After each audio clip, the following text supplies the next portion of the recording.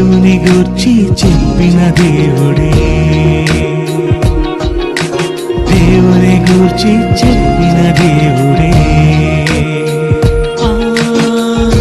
తన కొరకు ఆనాడు చెప్పాడు యేసే గదా, తన కొరకు ప్రతిరోజు చెప్పాలి నీవే గదా.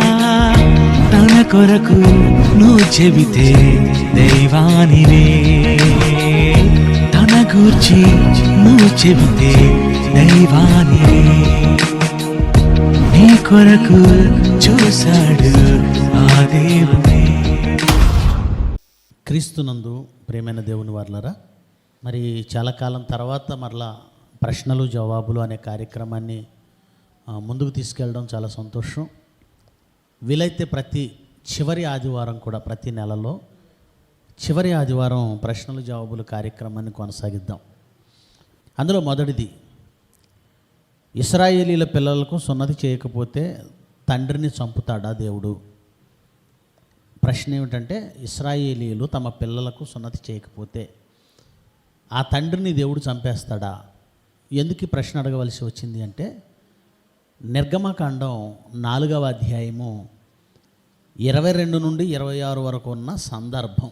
దయచేసి మీరు కూడా బైబిల్ తెరిచి నిర్గమకాండం 4వ అధ్యాయము 21 నుండి చూద్దాం. అప్పుడు యెహోవా మోషేతో ఇలాగ చెప్పాడు, నీవు ఐగుప్తునకు తిరిగి చేరిన తర్వాత చేయుటకు నేను నీకు ఇచ్చిన మహత్కార్యములన్నీ ఫరో ఎదుట చేయవలెను సుమి. అయితే నేను అతని హృదయమును కఠినపరిచెదను, అతడు నీ జనులను పోనీయడు.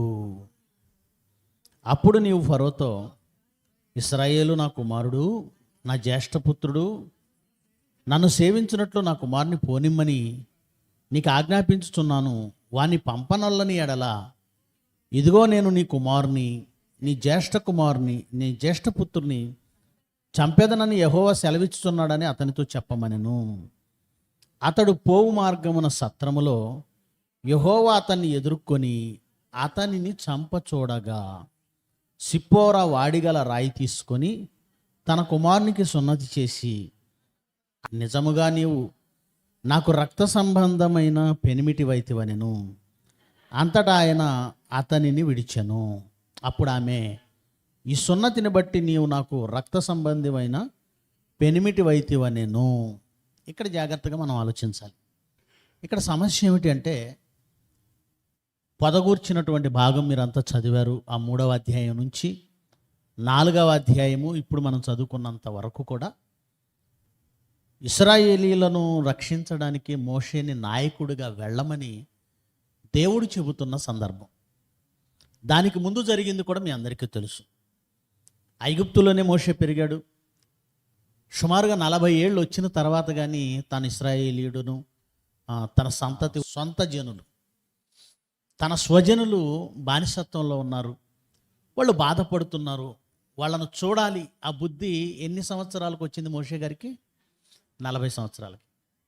అలా బుద్ధి పుట్టినప్పుడు వెళ్ళాడు. వెళ్ళినప్పుడు ఒక ఐగుప్తీయుడు ఒక ఇశ్రాయేలీయుడిని కొట్టడం చూశాడు.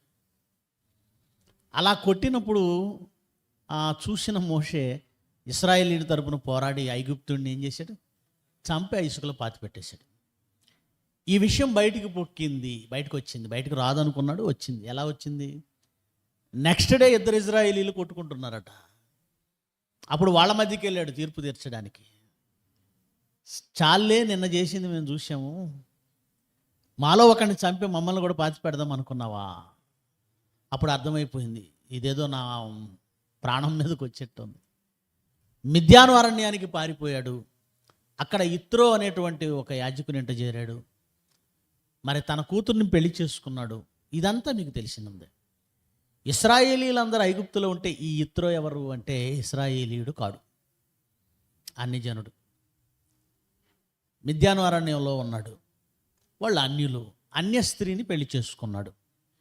ఇది మనకు అర్థమైనటువంటి విషయం. ఇకపోతే ఎప్పుడైతే మామ మందను మేపుతున్నాడో ఒకానొక రోజున పొద కాలిపోతుంది. ఒక పర్వతం మీద, కొండ మీద మంటలు ఎగిసిపడుతున్నాయి. కానీ ఏమాత్రం అది దాని పచ్చదనం కోల్పోవటం లేదు. మంట తగిలితే చెట్లు ఎలా ఉంటాయి, ఆకులు ఎలా ఉంటాయండి?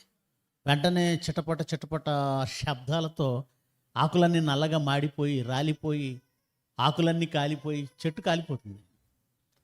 కానీ చిత్రం ఏమిటంటే మంటలు ఎగిసిపడుతున్నాయి, ఆకులు మాడిపోవడం లేదు, రంగు మారటం లేదు, రాలిపోవడం లేదు, తగలబడిపోవటం లేదు. మంట మాత్రమే వస్తుంది, చెట్టు యాజ్ ఇట్ ఈస్గా ఉంది. ఆ వింత ఏంటో చూద్దామని దాన్ని సమీపించినప్పుడు ఆ పొద మధ్య భాగంలో నుంచి దేవదూత అతనితో మాట్లాడుతున్నాడు. మోషే, నీవు నిలబడిన స్థలము పరిశుద్ధం. అక్కడ నుంచి మొదలు పెడితే మోషేని ఇశ్రాయేలీయుల యొద్దకు వెళ్ళమంటాడు, ఫరో ఎదుట నిలవమంటాడు. ఇక్కడ మోషేతో డిస్కషన్ ఎంతసేపు సాగిందంటే 3వ అధ్యాయము పూర్తయి 4వ అధ్యాయములో 23 వచనాల వరకు ఇంత పెద్ద డిస్కషన్ ఎవరితో జరిగింది? మోషేతో. ఎవరికి జరిగింది? దేవునితో. మొత్తానికి బయలుదేరాడు. ఎక్కడికి బయలుదేరాడు చూడండి ఒకసారి ఏముందో. అతడు పోవు మార్గమున సత్రములో యెహోవా అతనిని ఎదుర్కొని అతనిని చంపచూడగా, అతడు పోవు మార్గమున అన్నాడు. ఎక్కడికి పోవు మార్గం? నాకెందుకో అది ఐగుప్తు కాదనిపిస్తుంది. మరొకసారి చదవండి. ఏమండి? అతను పోవు మార్గం అన్నాడు. మీరు ఆలోచించి చెప్పండి. చెప్పిన వెంటనే అతడు ఐగుప్తు బయలుదేరి ఉంటాడా? బయలుదేరాడా? ఏంటి పొద దగ్గర నుంచి అటు బయలుదేరాడా? పొద దగ్గర నుంచి అటు బయలుదేరితే భార్య ఎక్కడ ఉంది? భార్య ఉందా? గొర్రెలు కాయడానికి వచ్చినప్పుడు భార్య ఉందా? లేదు. కానీ ఇక్కడికి వచ్చేసరికి భార్య కనబడుతుంది. అంటే మోషే పొద దగ్గర నుంచి అటు బయలుదేరాడు అని మనం ఇమాజిన్ చేసుకుంటున్నాం పిక్చర్ని. పొద దగ్గర మాట్లాడాడు, అక్కడి నుంచి అక్కడ మోషే బయలుదేరి ఐగుప్తుకు వెళ్ళిపోతున్నాడు అని మనం అనుకుంటున్నాం. కానీ ఇక్కడ అలాగూ ఉందా? మీరే చెప్పండి. పోనీ చదువుదాం, డౌట్ ఉంటే చదువుదాం. 27 మరియు యెహోవా మోషేను ఎదుర్కొనుటకు అరణ్యంలోనికి వెళ్ళమని అహరోనుతో చెప్పగా, అతడు వెళ్ళి దేవుని పర్వతమందు అతన్ని కలుసుకొని అతన్ని ముద్దు పెట్టుకొనెను.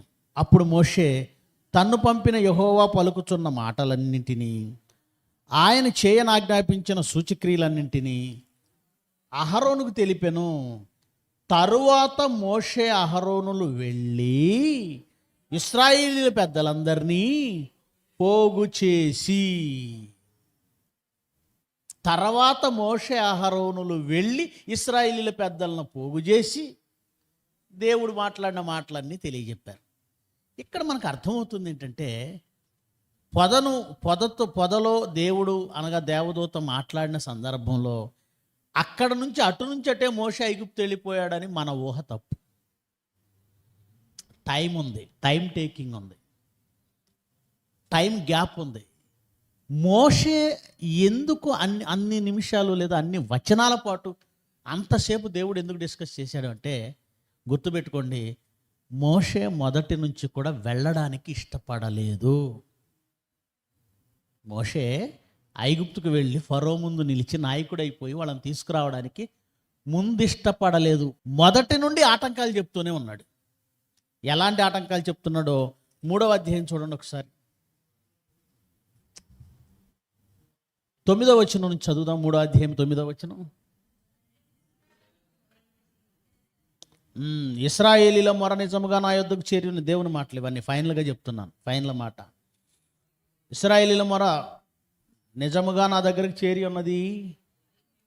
ఐగుప్తీయులు వారిని పెట్టుచున్న హింస చూసి తిని కాగా రమ్ము, నిన్ను ఫరో యొద్దకు పంపెదను.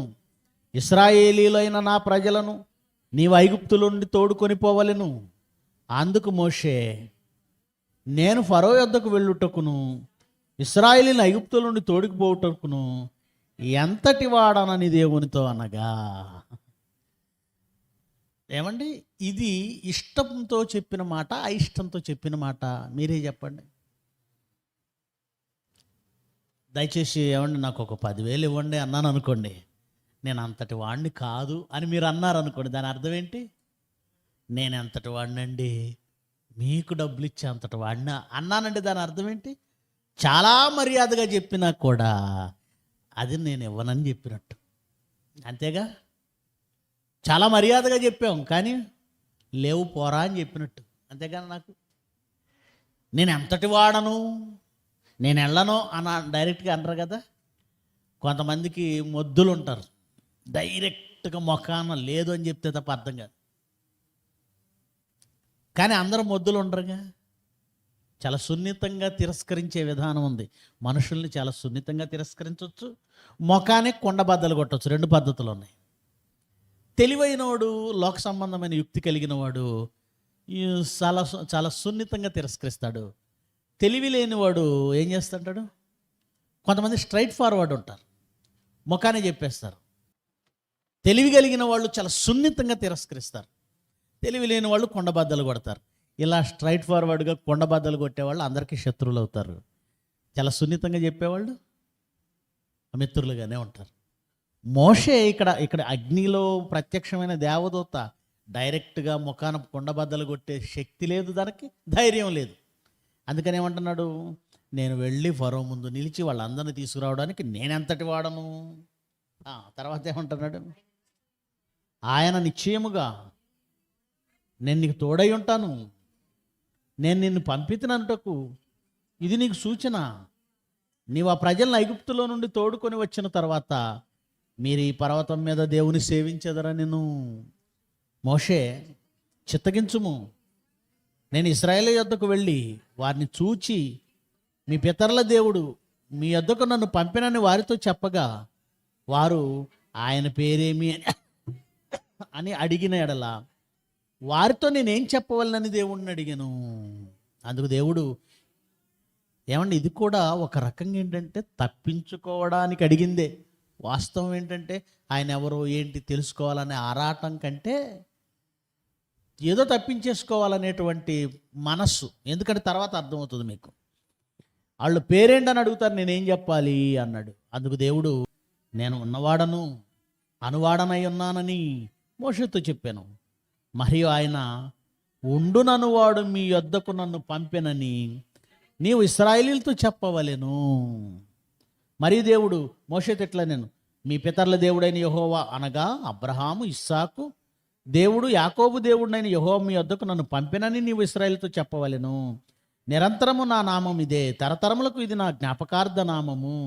నీవు వెళ్ళి ఇశ్రాయేలుల పెద్దలను పోగు చేసి మీ పితరుల దేవుడైన యెహోవా అనగా అబ్రహాము ఇస్సాకు యాకోబుల దేవుడు నాకు ప్రత్యక్షమై ఇట్లా, నేను మిమ్మల్ని ఐగుప్తులో మీకు సంభవించిన దానిని నిశ్చయముగా చూచి తిని ఐగుప్తు బాధలో నుండి పాలు తేన్లు ప్రవహించు దేశమునకు అనగా కనానీయులు, హిత్తీయులు, అమోరీయులు, పెరిజ్జీయులు, హివ్వీయులు, ఎబీసీయులు ఉన్న దేశమునకు మిమ్మల్ని రప్పించేదనని సెలవిచ్చితనని వారితో చెప్పుము. వారు నీ మాట విందురు గనక నీవును ఇశ్రాయేలీయుల పెద్దలను ఐగుప్తు రాజు వద్దకు వెళ్ళి అతనిని చూచి హెబ్రీయుల దేవుడైన యెహోవా మాకు ప్రత్యక్షమాయను గనుక మేము అరణ్యమునకు 3 దినముల ప్రయాణం అంత దూరము పోయి మా దేవుడైన యెహోవాకు బలి అర్పించుదుము అని సెలవిమ్మని అతనితో చెప్పవలెను. ఐగుప్తు రాజు మహాబలంతో మీ మీదకి వచ్చి మిమ్మల్ని పోనీయడని నేను ఎరుగుదును. కానీ నేను నా చెయ్యి చాపి ఐగుప్తు మధ్యమున నేను చేయదలచి ఉన్న నా అద్భుతములన్నింటినీ చూపి దాన్ని పాడు చేసేదను. అటు తర్వాత అతడు మిమ్మల్ని పంపివేయును. మరియు నేను ఈ జనుల ఎడల ఐగుప్తీయులకు కటాక్షం కలుగజేసేదను. గనుక మీరు వెళ్ళినప్పుడు వట్టి చేతులతో వెళ్ళరు. ప్రతి స్త్రీయు తన పొరుగుదాని తన ఇంట ఉండు దానిని వెండి నగలను, బంగారు నగలను, వస్త్రములు ఇమ్మని అడిగి తీసుకొని మీరు వాటిని మీ కుమారులకు మీ కుమార్తెలకు ధరింపజేసి ఐగుప్తీయులను దోచుకొందురనెను. క్లియర్గా జరగబోయేదంతా చాలా స్పష్టంగా చెప్పాడు. మీరు వెళతారు, మాట్లాడండి, మాట్లాడిన తర్వాత ఫరో ఏం మిమ్మల్ని వెళ్ళనీయడు, మీ మీదకి తన దండుతో వస్తాడు, కానీ నేనున్నాను కదా, నా అద్భుతాలు నేను చేయదలుచుకున్న వాటి అన్నింటినీ ఐగుప్తు మధ్యమున నేను చేస్తాను, మిమ్మల్ని మహాబలంతో రప్పిస్తాను, మీరు వచ్చేటప్పుడు కూడా ఐగుప్తీల వెండి బంగారు వస్తువులన్నింటినీ తెచ్చేసుకుంటారు, మీ పిల్లలకి ఇవ్వండి. ఎంత చెప్పిన తర్వాత మోషే ఏమంటున్నాడు చూడండి. అందుకు మోషే, చిత్తగించుము, వారు నన్ను నమ్మరు. దేవుడేమన్నాడు ముందు? వాళ్ళు నీ మాట విందురు అన్నాడా, అనలేదా? ఇప్పుడు మోషే ఎవరికి ఎదురు చెప్తున్నాడు? వారు నన్ను నమ్మరు. ఏంటి, నమ్ముతారో లేదో నీకు ఎక్కువ తెలుసా, దేవుడికి ఎక్కువ తెలుసా? కొంతమంది ఎలా ఉంటారంటే ఎందుకో మనం చెప్తుంటే కానీ దానికి ఎదురు చెప్తూ ఉంటారు. అలా కాదన్నయ్య, ఇలా కాదన్నయ్య. అరే నీకంటే నేను అనుభవజ్ఞుణ్ణి రా, ఇలా జరుగుతుంది చేయరండి, ఏడు చేయడు. ఎందుకంటే వీడి సొంత మైండ్ ఒకటి పనిచేస్తుంటుంది, ఆ మైండ్ను ఒకటి ఆపరేట్ చేస్తుంటాడు దయ్యం. దయ్యం ఆపరేట్ చేస్తుంటుంది.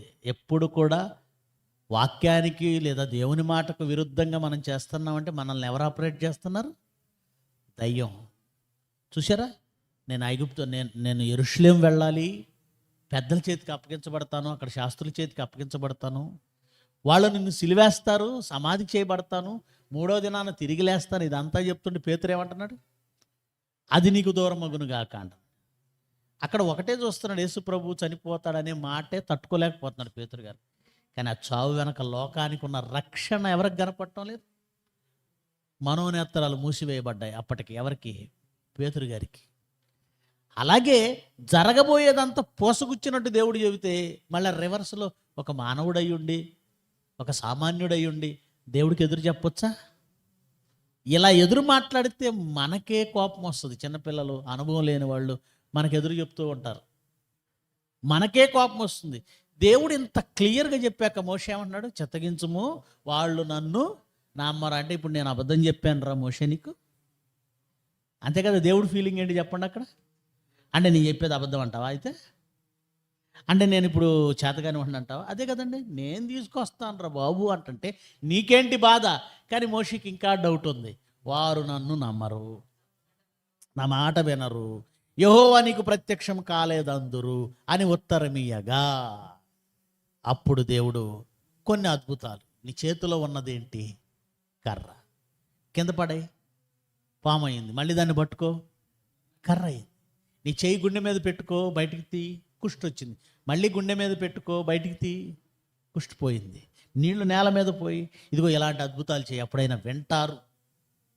ఏమంటే ముందు ఆలోచన ఇతనికి వచ్చిందా, దేవుడికి వచ్చిందా ఈ అద్భుతాల గురించి? లేదు. ఇతనికి డౌట్ ఉందా కనుక దేవుడు ముందు ఇవ్వాలని చెప్పలేదు, ఇస్తానని చెప్పలేదు, ఈ అద్భుతాలు ఇస్తానని చెప్పలేదు.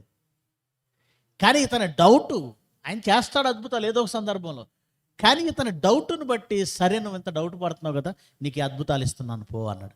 సరే అద్భుతాలు ఇచ్చిన తర్వాత ఇంకేంటి అని చంకలు గుద్దుకొని వెళ్ళాలా? వెళ్ళలేదు. ఏమంటున్నాడో చూడండి. అప్పుడు మోషే 10వ వచనం చదువుదాం. ఇంత చేసిన తర్వాత అప్పుడు మోషే, ప్రభువా ఇంతకు మునుపైనను నీవు నీ దాసునితో మాట్లాడినప్పటి నుండి అయినను నేను మాట నేర్పరిని కాను, నేను నోటి మాంద్యము నాలుక మాంద్యము గలవాడినని యెహోవాతో చెప్పగా. ఏమండి, ఇన్ని ఇచ్చిన తర్వాత నోరు ఉంటే ఏంటి, నోరు లేకపోతే ఏంటి, మాట ఉంటే ఏంటి, మాట లేకపోతే ఏంటి, అక్కడ కర్రబడేసి పావును చేస్తున్నాడు. ఇవి చాలవా?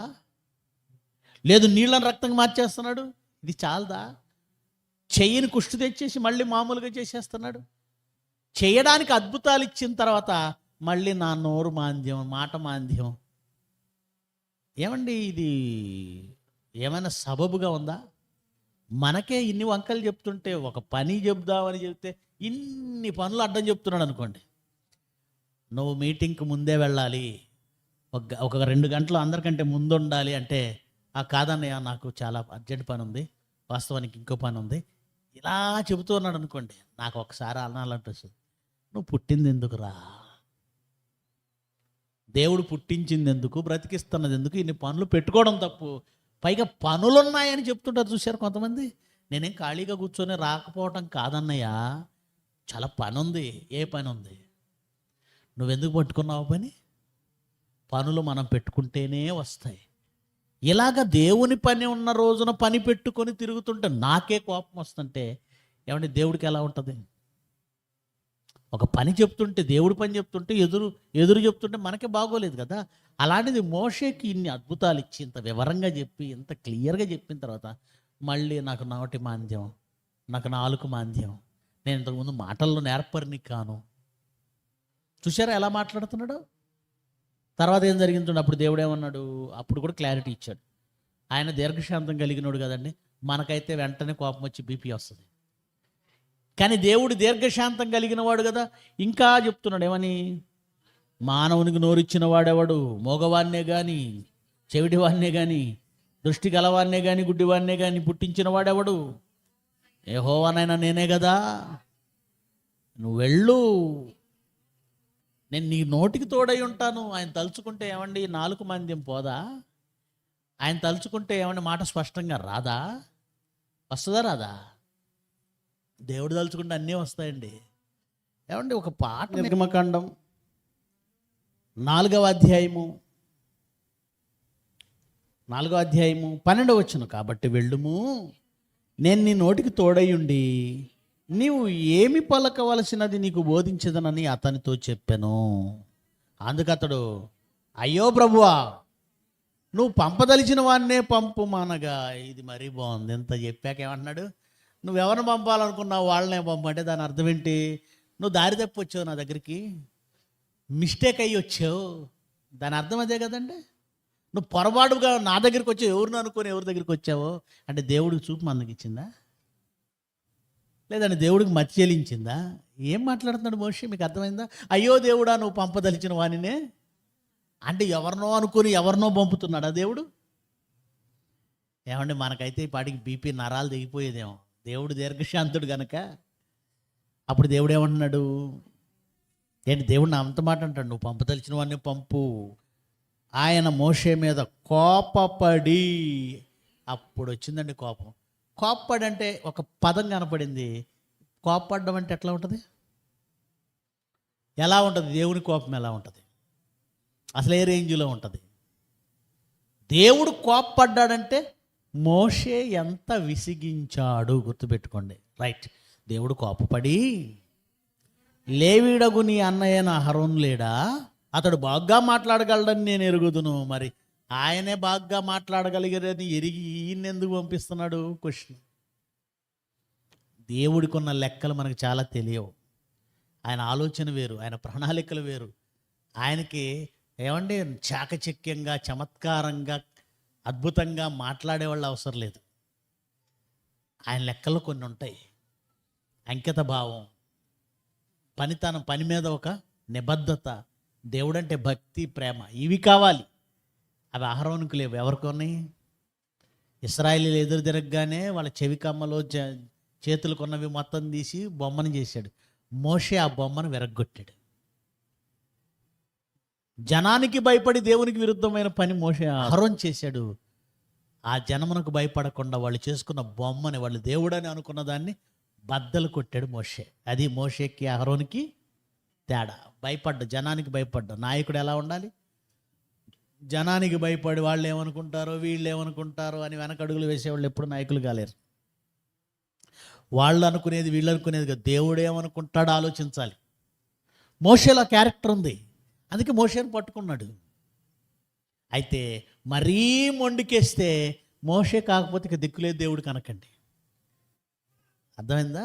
మోషే కాకపోతే ఇక దేవుడికి దిక్కు లేదు అనుకోకూడదు. ఒకసారి ఏలియా కూడా నేను ఒక్కడనే ఉన్నాను, ఇంక ఇశ్రాయేలీయులు ఎవరు లేరు అన్నాడట. అప్పుడు దేవుడు ఏమన్నాడు తెలుసా? బయలుకు మొక్కని 7,000 మందిని నేను ఉంచుకున్నాను. తొందరపడకు ఏలియా. ఏలియా అనుకున్నాడట, నేను ఒక్కడనే ఉన్నాను, ఇంకెవరు లేరు, అందరు పోయారు, నేను అనండోన్లీ అని నిలబడ్డాను నేను అనుకున్నాడట ఏలియా. బయలుకు మొక్కని 7,000 మందిని నేను ఉంచుకొని ఉన్నాను, ఇంకా నాకు ఉన్నారు. అది రోమపత్రికలో ఉంటుంది, తర్వాత చదవండి. అలాగే మోషే కూడా ఎలా అయిపోయాడంటే, ఎవరో ఒకళ్ళు పంపు, నేను మొండికేస్తున్నాడు. అప్పుడు దేవుడు కోపం వచ్చింది. నీకు అహరోను ఉన్నాడు కదా, నేను పంపిస్తాను నీకు అంత డౌట్ అయితే అని అన్న తర్వాత ఏమన్నాడు చూడండి.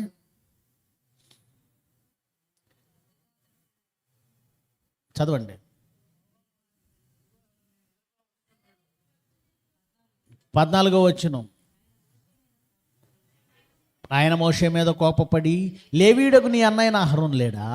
అతడు బాగా మాట్లాడగలడని నేను ఎరుగుదును. ఇదిగో అతడు నిన్ను ఎదుర్కొని వచ్చున్నాడు.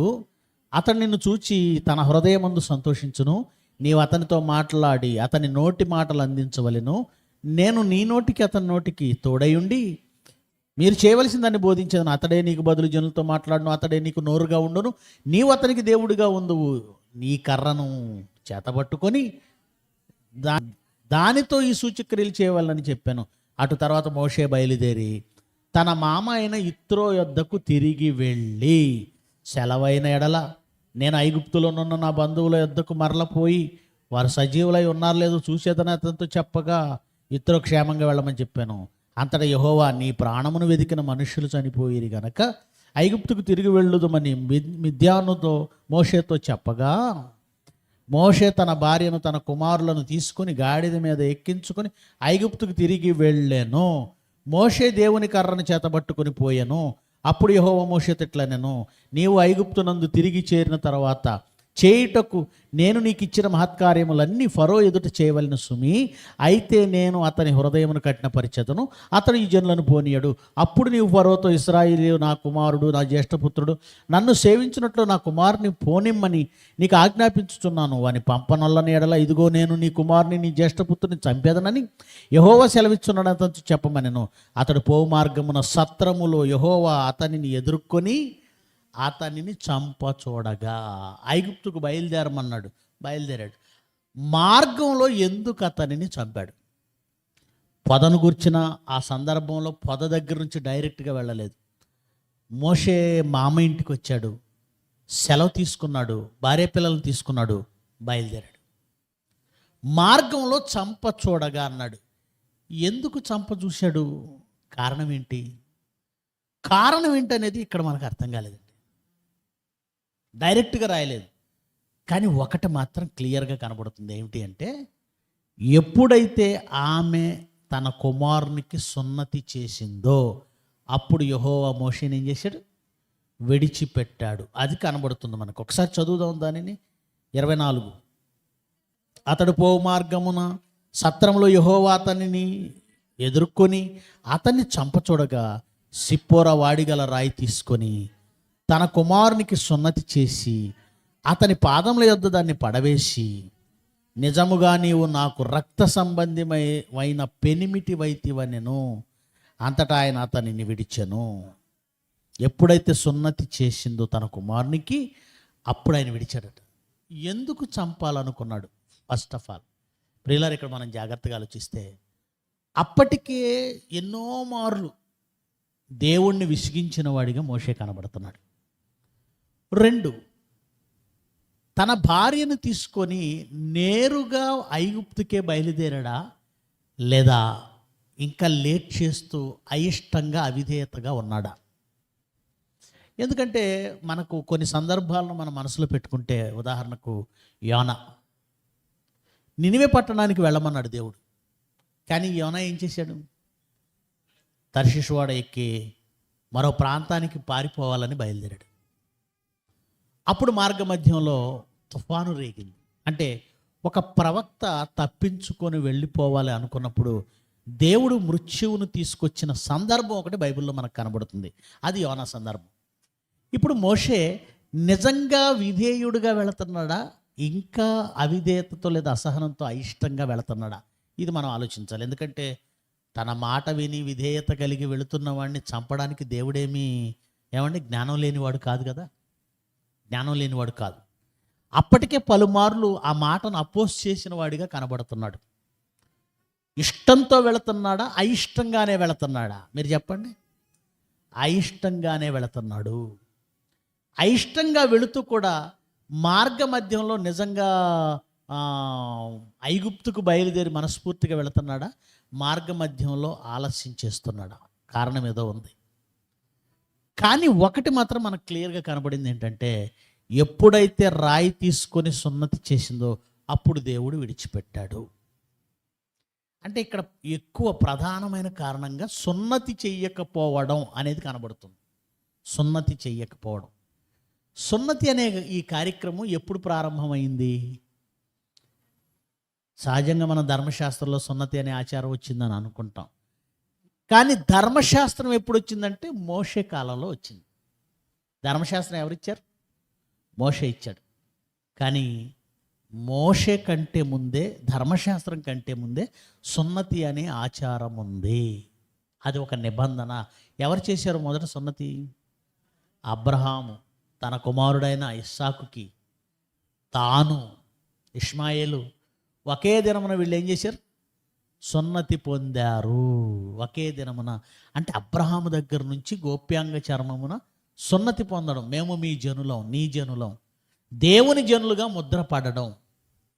సున్నతి అంటే దేవుని జనులుగా. ఈరోజు బాప్తిజం. మనకి బాప్తిజం తీసుకున్న దగ్గర నుంచి దేవుని రాజ్యంలో సభ్యులం, దేవుని మనుషులం, దేవుని కోసం పుట్టిన వాళ్ళం, దేవుని పిల్లలం. బాప్తిజం లేనప్పుడు మనం దేవుని పిల్లలం కాదు. ఎందుకంటే లోక సంబంధంగా మనం పాపంలో మునిగిపోయాం. బాప్తిజం తీసుకున్న తర్వాతే దేవుని పిల్లలుగా మారాం. ఈరోజు మనకు బాప్తిజం దేవుని పిల్లలగుటకు గుర్తయితే, ఆ రోజు సున్నతి దేవుని పిల్లలగుటకు గుర్తు. ఇది ఆల్రెడీ అబ్రహాము దగ్గర నుంచి కంటిన్యూ అవుతుంది. ఇశ్రాయేలీలైన ప్రతి ఒక్కరూ సున్నతి చేసుకోవాలి. అంటే అబ్రహాము సంతానం అంతా కూడా సున్నతి చేసుకోవాలి. ఇస్సాకు చేసుకున్నాడు, యాకోబు చేసుకున్నాడు, యాకోబు సంతతి వారు చేసుకున్నారు. కానీ ఎవరు చేసుకోలేదు? మోషే చేసుకోలేదు. తర్వాత మోషే తన కుమారుడికి చేయలేదు. మోషే తన భార్య, ఎవరు ఈవిడ? అన్యురాలు. ఈవిడెవరు? అన్యురాలు. ఒక అన్యురాలను చేసుకున్నాడు. తర్వాత తన పిల్లలను దేవుని పిల్లలుగా సున్నతి చేసి ఇశ్రాయేలు సంబంధులుగా వాళ్ళు చేసుకోలేదు. అంటే ఇప్పుడు దేవుడు మనసులో ఏం ఆలోచన ఉంది? ఎందుకు చంపాలనుకున్నాడు అంటే, మోషే అనే వాడిని ఒక నాయకుడిగా నేను పుట్టించాను. నాయకుడిగా పుట్టించిన తర్వాత అతను నాయకుడిగా వెళ్ళడానికి ఇంతగా అవిధేయత, నిరాకరణ చూపాడు. చివరికి వచ్చేసరికి తన పిల్లలకు కూడా సున్నతి చేయని వాడిగానే కనబడుతున్నాడు. అంటే దేవునికి ఈ విషయాలన్నీ మనసులో తెచ్చుకున్న తర్వాత దేవునికి ఏమనిపించిందంటే, ఇతను కాకపోతే మరొకడు దేవునికి దొరకడా? ఇతను కాకపోతే. మోషేలో కనబడుతున్నటువంటి ఆ అనాసక్తి, అవిధేయత ఏదైతే ఉందో అది దేవునికి ఇష్టం లేకుండా పోయింది. అందుకే అది మనసులో పెట్టుకున్నాడు. చివరికి తన పిల్లలకు కూడా సున్నతి చేయలేదా? అంటే ఒక కారణం మీద మరో కారణం. ఏమండి, ఒక కారణం మీద కోపంతో ఉన్నవాడికి ఇంకో కారణం కనబడింది అనుకోండి. ఉదాహరణకి చెప్తున్నాను. అసలే కొన్ని కారణాలతో కోపంతో ఉన్నాడు, మళ్ళీ ఇంకొక కారణం కనబడింది అనుకోండి. అప్పుడు ఏమనిపిస్తుంది? తప్పుల మీద తప్పులా, తప్పుల మీద తప్పులా, తప్పుల మీద తప్పులా, చి వద్దు అనే మనసు వస్తుందా? రాదా? వచ్చేస్తుంది. ఇప్పుడు భార్యాభర్తల విషయంలో గొడవ మీద గొడవ, గొడవ మీద గొడవ, గొడవ మీద గొడవ. ఏమండి, ఇన్ని గొడవలు అయిన తర్వాత ఇన్ని గొడవలకు తోడు ఇంకోటి ఏదో కనపడింది అనుకోండి. ఒక గొడవకి, ఒక తప్పుకి, 2 తప్పులకి, 3 తప్పులకి, 4 తప్పులకి పోనీలే అని సర్దుకున్న ఒకానొక తప్పు దగ్గరికి వచ్చేసరికి ఇక వద్దు, అనవసరం, ఇంక విడిచిపెట్టేద్దాం, ఇంక పంపించేద్దాం, ఇలాంటి మనసు వచ్చేస్తుంది. దేవుడు కూడా అలాగే. ఇతని అవిధేయతే ఇన్ని విధాలుగా మనకు బయలుపడింది. ప్రారంభంలో మోషే ఏమీ విధేయత చూపలేదండి. ఏదో విధంగా తప్పించుకోవాలనుకున్నాడు. చివరికి అతని అవిధేయత ఎంత తారాస్థాయికి కనబడిన తర్వాత, ఏంటి మోషే పిల్లలకి సున్నతి కూడా చేయలేదా? ఇప్పుడు అంతకుముందు అంటే తెలియదు, చేయాలా, ఏమన్నా అంతకుముందు చేయాలనే సంగతి తెలీదో లేదని నిర్లక్ష్యం చేశాడో పక్కన పెడదాం. నేను ప్రత్యక్షమైన తర్వాత కూడా, నేను దేవుడిని తెలిసిన తర్వాత కూడా, అబ్రహాము, ఇస్సాకు, యాకోబులో దేవుడిని తెలిసాక కూడా, ఒక ఇశ్రాయేలీయుడిగా లేదంటే ఒక అబ్రహాము సంతానంగా మోషే సున్నతి ఎందుకు చేయలేదు? ఇంటికెళ్ళాడా? ఎక్కడి నుంచి వెళ్ళాడు? ఆ పొదవ దగ్గర నుంచి ఇంటికి వెళ్ళాడా? దేవుడు ఇంత చెప్పాడా? చెప్పిన తర్వాత తన పిల్లలకు సున్నతి చేయొచ్చు కదా. అసలు దాని గురించి ఎందుకు ఆలోచించలేదు? తెలీదని అనుకోవటానికి వీల్లేదు. తెలియదు అని ఒకవేళ అనుకుంటే వెంటనే ఆమె ఎలా చేసింది? సిప్పోరా ఎలా సున్నతి చేసింది? వాళ్ళకి సున్నతి గురించి అసలు తెలియదు అని ఒకవేళ అనుకున్నాం అనుకోండి. ఏమంటే మోషేకి అప్పటికి తెలిసి ఉండకపోవచ్చు అండి, తెలిసి ఉంటే చేసేవాడేమో, తెలియకపోవచ్చు అని ఒకవేళ నువ్వు అనుకుంటే, ఎప్పుడైతే మోషేని దేవుడు చంప చూశాడంటే ఏంటండి? అది కూడా ఆలోచిద్దాం. చంప చూశాడు అని ఎలా తెలుస్తుంది? అది భార్యకి ఎలా అర్థమైంది? మీరు చెప్పండి. బిలామును నరకడానికి లేదని ఒక దేవదూత ఖడ్గం పట్టుకొని వచ్చినట్టుగా మోషేని చంపడానికి ఏ దేవదూత అని ఖడ్గం పట్టుకొని వచ్చిందా? కాదు. రోగం. మోషేకి ఏదో అనారోగ్యం. ఎందుకంటే దేవుడు అనారోగ్యంతో చంపేస్తాడు, తెలుసు కదా మీకు. ఎప్పుడైతే ఒక అనారోగ్యం మనిషికి వచ్చిందో, తెగులు అంటాం. తెగులు ఎవరి దూత? దేవుని దూతలు అవి. తెగుళ్ళు దేవుని దూతలు. అంటే మార్గ మధ్యంలో మోషే రోగం బారిన పడి ఉండాలి, చావులోనికి వెళ్ళిపోయే పరిస్థితి వచ్చి ఉండాలి. ఇది ఎందుకు వచ్చిందన్న విషయం సిప్పోరా గ్రహించింది. సిప్పోరా గ్రహించిందా? మోషే కూడా చెప్పుండొచ్చా? పోనీ సిప్పోరా అంటే అన్యురాలు. అమ్మ నాకు ఇది ఎందుకు వచ్చిందో నాకు అర్థమైంది, నువ్వు వెంటనే సున్నతి చేయి, మోషే అయినా చెప్పుండొచ్చు. అంటే మొత్తానికి సున్నతి చెయ్యాలి, సున్నతి చేయకపోతే దేవుడికి కోపం ఉంటుందనే విషయం ఆల్రెడీ వాళ్లకు తెలుసు. తెలుసా తెలీదా? తెలుసు. తెలుసు కనుకనే ఎప్పుడైతే దేవుడికి కోపం వచ్చిందో, ఎప్పుడైతే మోషేని మంచాన పడేశాడో, రోగాన పడేశాడో, ఇక మోషే చనిపోతాడనే పరిస్థితి వచ్చిందో, అమ్మో ఎందుకు వచ్చిందని వాళ్ళు ఆలోచించుకున్నారు. ఓహో అయితే మేము తప్పు చేశాం, వెంటనే సున్నతి చేయాలి. సున్నతి చేశారు, అప్పుడు దేవుడు విడిచిపెట్టాడు. అంటే ఇక్కడ సున్నతి చేయనందుకే చంపాడా? సున్నతి చేయనందుకే చంపేస్తాడా? సున్నతి చేయకపోతే తండ్రులు చంపేస్తాడా? అంటే ఇక్కడ చంపేంత పెద్ద నిర్ణయం తీసుకోవడానికి ఒక తప్పు కాదు, అంతకుముందు చాలా తప్పులు కనబడుతున్నాయి. రెండు, ఇంత దేవుడు చెప్పిన తర్వాత తెలిసి కూడా సున్నతి చేయకపోవడం అనే అవిధేయత కనబడుతుంది, నిర్లక్ష్యం కనబడుతుంది. ఇవన్నీ పరిగణలోనికి తీసుకున్న దేవుడు మోషేను చంపచూచాడనుందా, చంపేద్దామని డిసైడ్ అయిపోయాడనుందా? అంటే రోగం ఇచ్చాడు. వాళ్ళు మారాలని కూడా మరణకరమైన ఎక్కిస్తాడు దేవుడు, తెలుసుగా మీకు. మరణకరమైన వ్యాధి ఎందుకు ఇస్తాడు దేవుడు? మారడానికి కూడా ఇస్తాడు. ఒక హిజ్కియాకి ఇచ్చాడు. అంటే మోషేను పూర్తిగా చంపేద్దామని ఉద్దేశమా, వాళ్ళు మారాలని ఉద్దేశమా? ఏదై ఉండొచ్చు. హిజ్కియాకు కూడా మరణకరమైన రోగం ఇచ్చాడు, కానీ అతని కన్నీళ్లు వెదుచుట చూసి అతన్ని మళ్ళీ బాగు చేశాడా? బాగు చేయలేదా? బాగు చేశాడు. అంటే ఇక్కడ మనకు అర్థం కావాల్సింది ఏంటంటే, మోషే అవిధేయత మనకు కనబడుతుంది, మోషే నిర్లక్ష్యం కనబడుతుంది, తెలిసి కూడా చెయ్యనిది కనబడుతుంది. ఇకపోతే తండ్రులు ఒకవేళ సున్నతి చేయకపోతే ఆ తండ్రులు దేవుడు చంపేస్తాడంటే ధర్మశాస్త్రంలో ఇవ్వబడినటువంటి నియమం ఏంటో తెలుసా అండి? ఖచ్చితంగా సున్నతి పొందాలి. సున్నతి పొందని జనులను ఈ జనములో నుంచి దేవుడు ఏం చేస్తున్నాడు? కొట్టివేయుచున్నాడు. ధర్మశాస్త్ర ప్రకారము సున్నతి పొందని జనులలో నుండి కొట్టివేయుచున్నాను అన్నాడు. కొట్టివేస్తున్నాను. అది చంపటమైనా అయి ఉండొచ్చు, వెలియటమైనా అయి ఉండొచ్చు. సో ధర్మశాస్త్ర ప్రకారం ఖచ్చితంగా ఇశ్రాయేలీలు సున్నతి పొందాలి. ఇశ్రాయేలీలే కాదు, అసలు అబ్రహాము నుండి, ధర్మశాస్త్రం రాకముందు నుండి, ఇశ్రాయేలు అను యాకోబు పుట్టక ముందు నుంచి కూడా సున్నతి అనేది దేవుని నిబంధనగా కనబడుతుంది. గనుక మోషేకు తెలిసే తన కుమారునికి సున్నతి చేయలేదు. గనుక ఇన్ని రకాల అవిధేయతలను చూసిన దేవుడు మోషేను చంపాలి అని ఆలోచించాడు. ఒకవేళ మోషే చచ్చిపోయాడు అనుకోండి, ఇదేంటండి నాయకుడిగా పుట్టించాడు, ఐగుప్తు నుంచి మరి ఎవరు తీసుకొస్తారు మోషేను చంపేస్తే? దేవుడేంటి ఇంత మధ్యలో సడన్గా ఎలాంటి నిర్ణయాలు తీసుకున్నాడు? ఆయనే నాయకుడిగా పంపుతున్నాడు, మళ్ళీ మధ్యలో చంపేస్తానంటున్నాడు. దీన్ని బట్టి నీకు ఏమర్థం అర్థం కావాలంటే, నన్ను దేవుడు ఎన్నుకున్నాడు, నేను ఒక సేవకుడిగా ఉన్నాను అని నేను గర్వించకూడదు. దేవుడు తలుచుకుంటే మధ్యలో నన్ను కూడా ఏం చేయగలడు అంటే అది నేర్చుకోవాలి. మోషే అంతటి వాడిని మధ్యలో చంపేద్దాం అని డిసైడ్ అయ్యాడు ఆయన. అంటే ఇక్కడ నిన్ను నన్ను ఎన్నుకోవడం నీ గొప్పతనం నా గొప్పతనం కాదు, గుర్తుపెట్టుకోండి. ఏదో చిన్న మంచి క్యారెక్టర్ చిన్నదేదో ఉండుండొచ్చు, అంత మాత్రం చేత అదే గొప్పతనం అనుకోకండి. ఆహారంతో పోల్చుకుంటే మోషేలో మంచి సుగుణాలే ఉన్నాయి, మంచి గుణాలే ఉన్నాయి. కానీ దేవుడు తలుచుకుంటే అతన్ని కూడా పక్కన పెట్టేస్తాడు, ఇంకొకడిని పుట్టించుకుంటాడు. అర్థమైందా? మోషేని చంపేస్తే ఎలాగండి? మోషే కాకపోతే దేవుడికి ఇంకెవరు దిక్కులేరా? సహాయము వేరొక దిక్కు నుండి వచ్చుననే మాట ఎలాగో నువ్వు చేయకపోతే దేవుడికి 100 మంది. ఏలియా నేను ఒక్కడనే అనుకున్నాడు. నువ్వు ఒక్కడవని అనుకోకు ఏలియా, బయలుకు మొక్కని ఇంకా 7,000 మందిని నేను ఉంచుకున్నాను అన్నాడు. గనుక నేనే ఉన్నాను, నేను తప్ప దేవుడికి దిక్కు లేదు అనే ఆలోచన మనలో ఎవరికి రాకూడదు. నేనున్నాను కాబట్టి నేను ఎన్ని తప్పులు చేసినా దేవుడు నన్ను పట్టుకొని వేలాడతాడు అనుకోకండి.